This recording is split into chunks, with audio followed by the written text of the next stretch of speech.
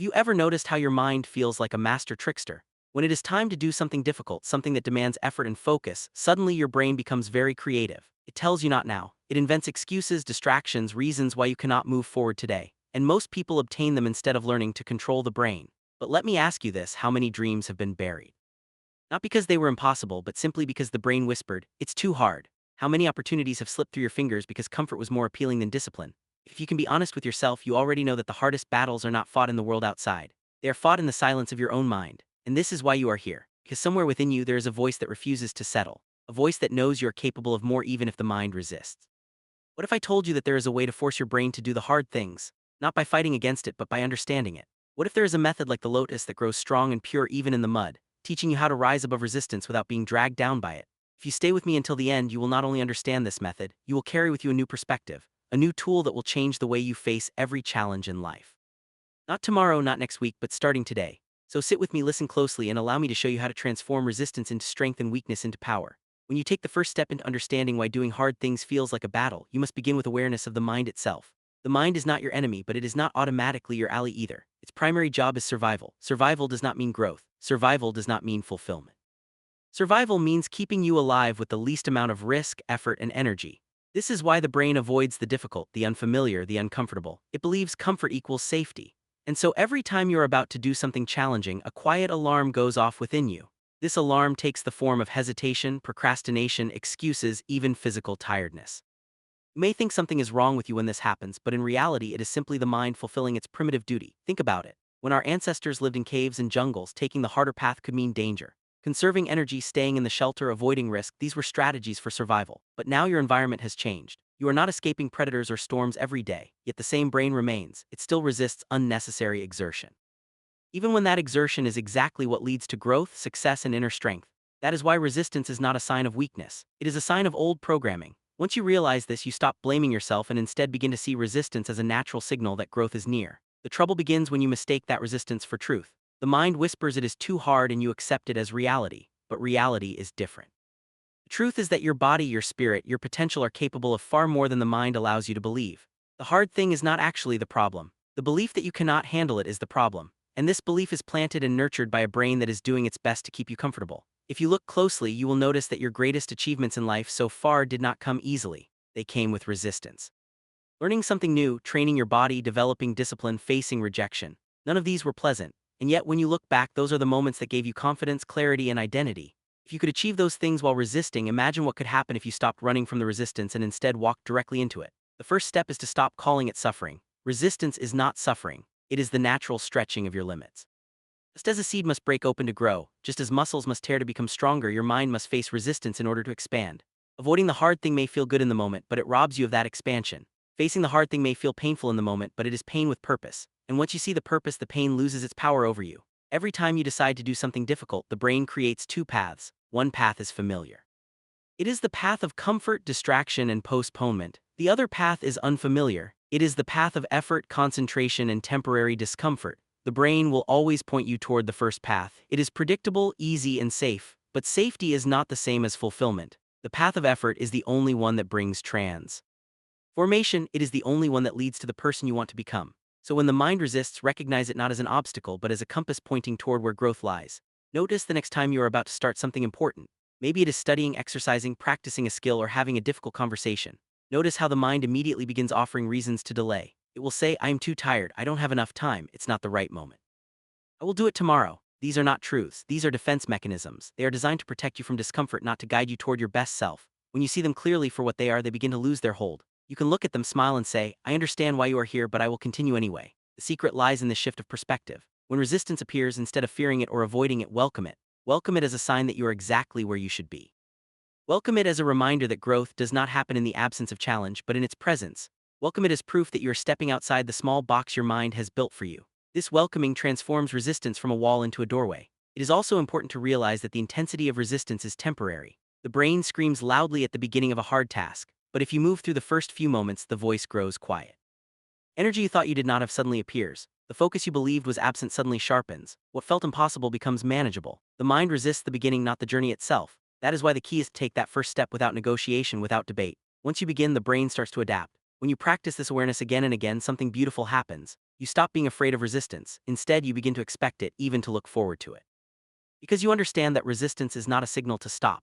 It is a signal to start. You see it as a gatekeeper standing at the door of every meaningful pursuit. If you pass through the gate, you grow. If you turn away, you remain the same. So the question is not whether resistance will appear, it always will. The question is whether you will treat it as an enemy or as a guide. If you treat it as an enemy, you will spend your life running from it, and every dream will remain unfinished.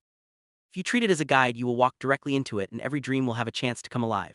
And this is where true discipline begins. Not in forcing yourself with anger, not in criticizing yourself for hesitation, but in calmly understanding the mind and choosing to move forward anyway. Discipline is not a war against yourself. Discipline is an agreement with yourself that comfort is no longer the highest goal. Growth is. So the next time the brain resists, remember this.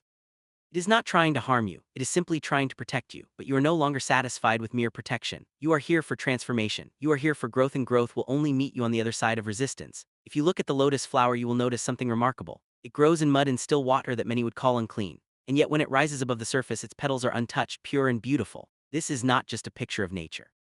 It is a lesson for the mind. Growth does not happen by escaping the mud. Growth happens by staying in it long enough to rise above it. In the same way, the mind learns strength not by running away from discomfort, but by remaining present in it until that discomfort becomes the very soil from which transformation grows. This is where the deeper training begins, because whenever you face something hard, the instinct is to run. The mind screams, "Get out of this, distract yourself, avoid escape." But if you constantly obey this instinct, you never discover what is hidden beyond the first wave of discomfort.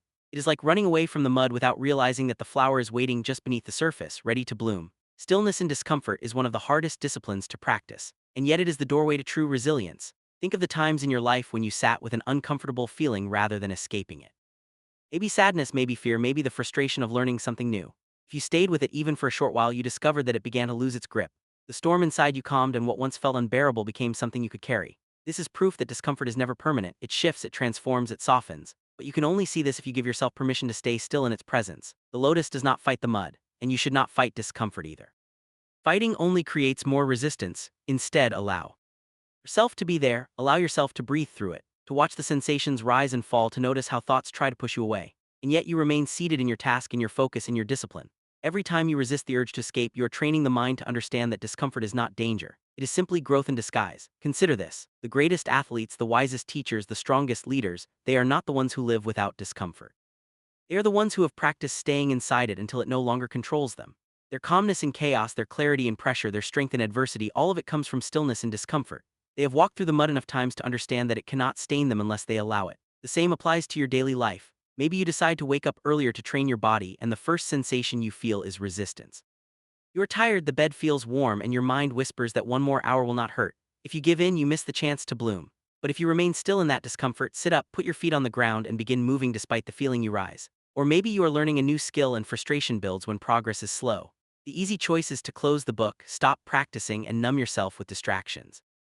But if you stay still in the frustration, if you breathe through the tension in your chest and keep your hands moving, something shifts. That moment of discomfort becomes the exact moment your skill deepens. The Lotus principle is not about escaping pain. It is about transforming your relationship with it. It is about seeing the mud as necessary. Without the mud, there is no flower. Without discomfort, there is no resilience. Every difficulty you face becomes part of the soil that feeds your growth. The more you resist the urge to escape, the stronger your roots grow and the more easily you rise. You must also realize that the mind adapts quickly. At first, stillness and discomfort feels unbearable. The seconds crawl by and every part of you wants to leave. But if you remain even for a short time, something inside you changes. The discomfort shrinks, your tolerance expands, and your brain begins to recognize that it is safe. What once felt impossible becomes natural, and with each repetition the transformation becomes deeper. You do not just survive discomfort, you become untouched by it, just like the lotus remains untouched by the mud. This practice is not only for physical effort but for emotional challenges as well. When someone offends you, your instinct may be to react with anger, to defend yourself, to strike back. But if you remain still in that discomfort, if you breathe and allow the moment to pass, you discover strength in silence. When you feel doubt creeping in, telling you that you are not capable, the instinct may be to quit. But if you remain still in that doubt, continue forward despite its presence. You prove to yourself that the voice was never real. Each time you stay present, you train your brain that it is no longer in control. You are. The beauty of this principle is that it creates freedom, because once you learn to sit in discomfort without fear, you are no longer limited by it. The tasks that once felt impossible become ordinary. The challenges that once paralyzed you become opportunities. The obstacles that once seemed heavy become light. You move through life not by avoiding hardship but by carrying it with ease. And this is why the lotus is such a powerful image for the human mind. It reminds you that purity is not found by escaping the mud. Strength is not found by avoiding struggle. Clarity is not found by fleeing discomfort. They are found by rising through them, by embracing them as part of your journey. The more you practice stillness and discomfort, the more you bloom untouched, unshaken, and unafraid. So when the mud surrounds you, when the task feels too heavy, when the discomfort makes you want to run, remember the lotus. Remain still, breathe, and trust that growth is already taking place. When you look at a mountain from its base, it feels overwhelming. The height is intimidating, the distance seems endless, and the mind immediately tells you, this is too much, I cannot do this. That is exactly how the brain reacts when it is faced with difficult tasks. It does not see the task as small steps, it sees the entire mountain at once. And when the mountain looks too high, the natural response is to stay where you are. This is why so many people remain stuck. Not because they lack the ability, but because they have not learned how to take the mountain apart into steps that feel possible. The truth is, the brain does not like massive leaps, it likes small wins. Every time you break something overwhelming into something manageable, you bypass the resistance mechanism. Imagine telling yourself, I will. I'll run 10 miles today. When you have not even been exercising regularly, the mind will rebel. It will say this is dangerous, exhausting, impossible. But if you say, I will put on my shoes and step outside, suddenly the brain accepts it. That step is safe, achievable, and small. And once you have taken the first step, the next becomes easier. What once felt impossible becomes simply a series of actions that add up. This is what I mean by micro-commitments.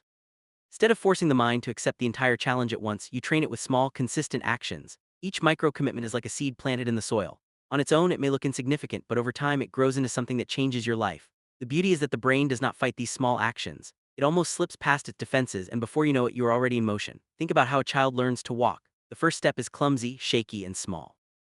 No one expects the child to run a marathon on the first try. But with each step, the body adapts, the balance improves, and soon what seemed impossible becomes effortless. The same principle applies to your own challenges. The brain may resist the idea of doing something difficult for hours, but it rarely resists the idea of doing it for a minute. Once you begin, momentum carries you further than you imagined. The mind plays tricks on you by making tasks feel bigger than they are. Cleaning a room feels like a mountain, writing a book feels like climbing Everest, building a business feels like crossing an ocean. But if you break each of these down into the smallest possible action, the resistance fades. Cleaning a room becomes I will pick up one object and put it away. Writing a book becomes I will write one sentence. Building a business will send one message. The action is so small that the brain cannot justify avoiding it. And once you have started, something magical happens, you keep going. This is the hidden power of micro-commitments. They do not rely on willpower alone. Willpower is like a muscle. It tires quickly, but micro-commitments create momentum that takes on a life of its own. Once you are moving, you no longer need as much force to continue. It is like pushing a heavy wheel. At first, it takes all your strength to move it, but once it is rolling, the effort decreases while the speed increases. There's another advantage to this method. Every time you complete a micro-commitment, your brain rewards you with a small sense of accomplishment.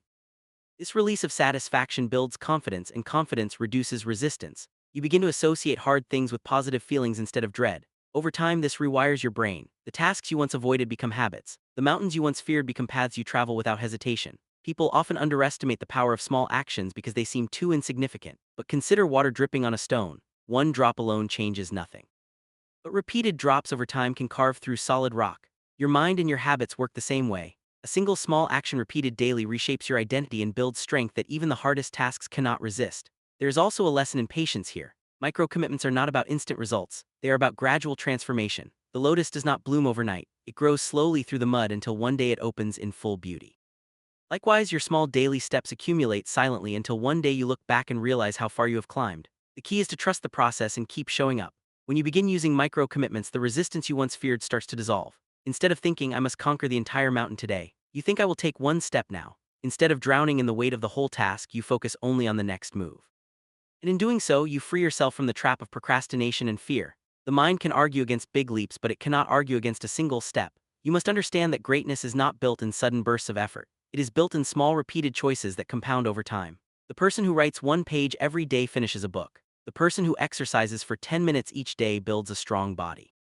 The person who practices one skill consistently becomes a master. It is not the size of the step that matters. It is the consistency with which you take it. So when you face something hard, do not waste your energy fighting against the brain's resistance. Instead, use its nature to your advantage. Break the challenge into the smallest action possible and commit to that. Do not worry about the next step until you have taken the first. Trust that momentum will carry you forward, that each micro-commitment will build upon the last, and that the mountain will shrink as you climb. And remember, the hardest part is never the work itself. He is the beginning. Once you begin, the mind adapts, the body follows, and the path unfolds. All you must do is promise yourself that you will take one step, no matter how small, and the rest will take care of itself.